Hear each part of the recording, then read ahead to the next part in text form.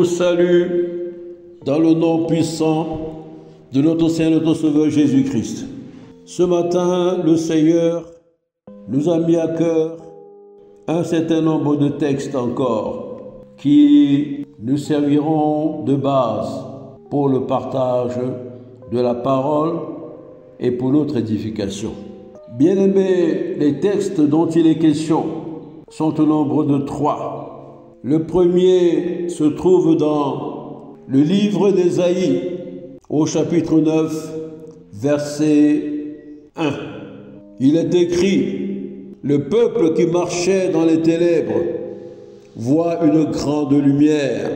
Sur ceux qui habitaient le pays de l'ombre de la mort, une lumière resplendit. » Et le deuxième texte se trouve dans le livre de Jean, l'évangile de Jean, au chapitre 3, verset 16. C'est un verset que nous connaissons tous et qui dit ceci: « Car Dieu a tant aimé le monde qu'il a donné son Fils unique, afin que quiconque croit en lui ne périsse point, mais qu'il ait la vie éternelle. » Nous allons ensuite dans l'évangile de Luc, au chapitre 4, verset 18. Il y est écrit: « L'Esprit du Seigneur est sur moi, parce qu'il m'a oint pour annoncer une bonne nouvelle aux pauvres. Il m'a envoyé pour guérir ceux qui ont le cœur brisé, proclamer aux captifs la délivrance et aux aveugles le recouvrement de la vue, pour renvoyer libres les opprimés, pour publier une année de grâce du Seigneur. » Bien-aimés, les chrétiens que nous sommes, en ce mois de décembre, se préparent à célébrer Noël, la fête de la Nativité, la venue du Seigneur Jésus-Christ dans ce monde. C'est bien évidemment un moment important où nous devons nous arrêter pour méditer et entrer pleinement dans les desseins de Dieu à notre égard, pour ne pas rater la visitation de Dieu. Eh bien, cela appelle de notre part une attitude et une posture à 2 dimensions. D'abord, il est question pour nous, en cette période, de lever les yeux vers le Père pour l'adorer pour ce qu'il est, pour célébrer son amour envers nous, sa bonté et sa miséricorde.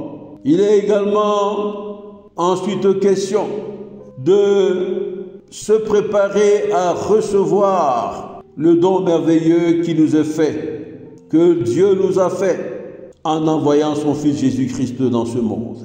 Bien-aimés, il est en fait question en ce moment, non pas de la célébration mondaine, mais il s'agit des moments de méditation accrue. Nous devons davantage méditer ce que Dieu a fait pour l'humanité tout entière. Il s'agit des moments d'action de grâce et de communion profonde avec le Père et avec Jésus. Et cette posture renouvelle en nous les bienfaits de sa présence dans nos vies. D'où le thème ce matin: Jésus, le don inégalé de Dieu à l'humanité. Jésus, le don inégalé de Dieu à l'humanité. Bien-aimés, nous devons en avoir la pleine compréhension et la pleine conscience. 3 choses importantes à relever, dont nous allons parler, qui confirment que Jésus est le don inégalé de Dieu à l'humanité. La première chose, c'est que Jésus est un don d'amour et nous connaissons la puissance de l'amour. La deuxième chose, que Jésus est le don de la vie que Dieu a fait à l'humanité tout entière. Et la troisième chose, c'est que Jésus est celui qui vient avec des bénédictions divines en abondance pour ton bonheur et pour mon bonheur. Bien-aimés, nous avons dit que Jésus est un don d'amour. Oui, faut-il le rappeler, l'amour est considéré comme la plus grande des vertus chrétiennes. Si nous allons dans le livre de 1 Corinthiens 13, au verset 13, il est dit: « Maintenant donc, ces 3 choses demeurent: la foi, l'espérance, l'amour. Mais la plus grande de ces choses, c'est l'amour. » Et dans 1 Pierre 4, verset 8, il est dit: « Avant tout, ayez une charité fervente les uns pour les autres, car l'amour couvre une multitude de péchés. Bien-aimé, Jésus est un don d'amour. Et à cause de l'amour que Dieu a pour nous, ses créatures, eh bien, il n'a pas pu résister à cet élan d'amour et à la puissance de l'amour qu'il avait en lui pour nous. Et il nous a tendu la main, bien que nous ayons été séparés de lui à cause du péché dans le jardin d'Éden. Jésus est un don d'amour. Et Romains 5, verset 8, nous apprend qu'il s'agit ici d'un amour inconditionnel, car il est écrit, « Mais Dieu prouve son amour envers nous, en ce que tandis que nous étions encore des pécheurs, Christ est mort pour nous. » Nous n'avions aucun mérite, et en fait, à cause de notre état de pécheur, nous étions séparés de Dieu. Et Jean 3,16, que nous avons lu tout à l'heure, nous parle encore d'amour. Il nous explique pourquoi Dieu a fait ce geste merveilleux, envoyer son Fils ici-bas. Il dit, car Dieu a tant aimé le monde, qu'il a donné son Fils unique, afin que quiconque croit en lui ne périsse point, mais qu'il ait la vie éternelle. Bien-aimé, faut-il encore le dire, nul ne peut aimer comme Dieu, Dieu est amour dans son essence. Et nous voulons ici souligner une chose importante, car c'est l'amour de Dieu qui commande sa miséricorde. C'est l'amour de Dieu qui commande sa miséricorde.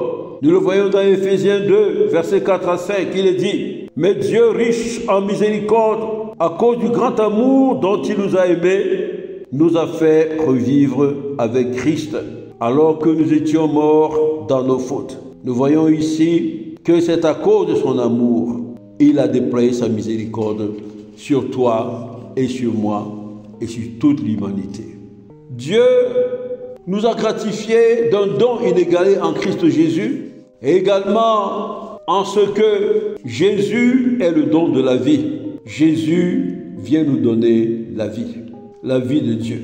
Jésus est le don de la vie parce qu'en premier lieu, il est un don sacrificiel à la croix. Jésus est allé à la croix pour des objectifs précis. Jésus nous a apporté la délivrance. Il nous a délivrés du joug de Satan, de la servitude de Satan, et son lot de souffrance, et son lot de condamnation, et son lot de frustration, et de sa barrière qui nous empêchait d'aller au Père. Jésus nous a délivrés du péché et de la mort. À la croix, il a brisé le pouvoir du péché. Tu as désormais la capacité, si tu crois en son œuvre, si tu le reçois dans ta vie, de résister au péché. Tu n'es plus esclave du péché. Jésus nous a justifiés. Nous sommes déclarés justes devant Dieu à travers l'œuvre parfaite qu'il a accomplie à la croix, mais à la condition d'avoir foi en cette œuvre salvatrice. Jésus est un don sacrificiel également parce que c'est le Fils unique du Père. Nous dit Jean 3, verset 16, c'est le Fils unique du Père. Dieu a donné à l'humanité tout ce qu'il avait, son Fils bien-aimé. Jésus est le don de la vie également. Quand on voit ce qui est dit dans Isaïe 9, verset 1, il est dit, le peuple qui marchait dans les ténèbres voit une grande lumière. Sur ceux qui habitaient le pays de l'ombre de la mort, une lumière resplendit. Une lumière resplendit. Jésus est le don de la vie parce qu'il vient avec la lumière et il est la lumière. Quand on regarde au fond ce qui est dit dans Isaïe 9, verset 1, on comprend que les ténèbres sont assimilées à la mort. Parce qu'il est dit sur ceux qui habitaient le pays de l'homme de la mort, une lumière resplendit. C'est-à-dire ceux qui étaient morts et séparés de Dieu dans les ténèbres désormais. Eh bien, ce peuple-là voit une lumière qui resplendit, la lumière de l'espérance, la lumière de la vie. Et cette lumière va éclairer notre chemin pour que nous voyions comment marcher. C'est pour ça que Jean 14, 6 dit, Jésus est le chemin, la vérité et la vie. Nul ne vient au Père que par lui. Il est quoi? Le chemin, la vérité et la vie. La lumière qu'il porte nous montre le chemin et nous dévoile la pensée profonde de Dieu et la volonté de Dieu. Et en même temps, il nous apporte la vie. Quelle vie? La vie éternelle. Jésus est le don de la vie en ce qu'il nous donne la vie, il nous apporte la vie en abondance. C'est ce que nous dit Jean 10, verset 10. Et il est dit, moi je suis venu afin que les brebis aient la vie et qu'elles soient dans l'abondance. Jésus est le don de la vie. Enfin, nous le répétons, parce qu'il nous apporte quoi? La vie éternelle. 1 Jean 5, 12 dit quoi? Dit, celui qui a le Fils a la vie, celui qui n'a pas le Fils n'a pas la vie. Et la vie dont il s'agit, c'est la vie dont on parle dans Jean 3, verset 16. Car Dieu a tant aimé le monde qu'il a donné son Fils unique, afin que quiconque croit à lui ne périsse point, mais qu'il ait quoi? La vie éternelle. Qu'il ait quoi? La vie éternelle. Et Jésus, c'est le don de la vie, parce qu'il est la parole faite chair. Il est la parole faite chair. Et quand nous allons dans Jean 6, verset 63, il est dit, l'Esprit est celui qui vivifie. Les paroles que je vous ai dites sont esprit de vie. Lui-même, il est la parole faite chair. Donc en fait, lorsqu'il se déploie, eh bien Jésus nous donne non seulement l'esprit, mais il nous donne également la vie. Voilà, bien-aimés, pourquoi nous pouvons dire que Jésus, le don inégalé, l'est à cause du fait qu'il nous apporte la vie de Dieu et la vie en abondance. La troisième chose importante qui justifie le fait que Jésus soit un don inégalé de Dieu à l'humanité tout entière, eh bien, c'est que Jésus vient avec son sacre plein de bénédictions divines et de bénédictions en abondance. Oui, Jésus vient avec la guérison sous ses ailes. On le voit dans Malachie 4, verset 2. Il est dit, mais pour vous qui craignez mon nom, dit l'Éternel, le soleil de justice se lèvera et la guérison sera sous ses ailes. Il vient pour nous guérir de tous ces problèmes que nous avons dans nos vies quotidiennes, les maladies, les souffrances, les possessions, toutes sortes de choses. Jésus vient, il apporte la guérison et la solution à tous ces maux qui nous affligent chaque jour. Et Jésus vient avec un programme puissant qui est dévoilé par le prophète Ésaïe et repris dans Luc 4, verset 18. Jésus dit ceci, « L'Esprit du Seigneur est sur moi, parce qu'il m'a oint pour annoncer une bonne nouvelle aux pauvres. Il m'a envoyé pour guérir ceux qui ont le cœur brisé, pour proclamer aux captifs la délivrance et aux aveugles le recouvrement de la vue, pour renvoyer libres les opprimés, pour publier une année de grâce du Seigneur. » Oui, toutes ces choses que Jésus est venu faire sont autant de bénédictions que Dieu nous accorde en lui et par lui. Jésus est un don inégalé à cause de toutes ces merveilles dont Dieu nous gratifie à travers sa venue et à travers son œuvre parfaite qu'il accomplit à la croix, Et un dernier point, pour ce qui est des bénédictions, si nous allons dans Éphésiens 1, verset 3, eh bien, nous voyons que nous avons en Christ Jésus accès aux bénédictions divines dans les lieux célestes. En Christ Jésus. Éphésiens 1, verset 3. Nous voyons bien que ces bénédictions sont en Christ Jésus. Des bénédictions spirituelles qui sont là, préparées pour nous depuis la fondation du monde, mais qui deviennent effectives dans notre vie lorsque nous donnons notre vie à Jésus et lorsque nous recevons Jésus dans nos vies. Bien-aimés, nous voyons donc ici que ces trois choses, parmi tant d'autres importantes, nous permettent de prendre conscience que Jésus est véritablement le don inégalé de Dieu à l'humanité tout entière.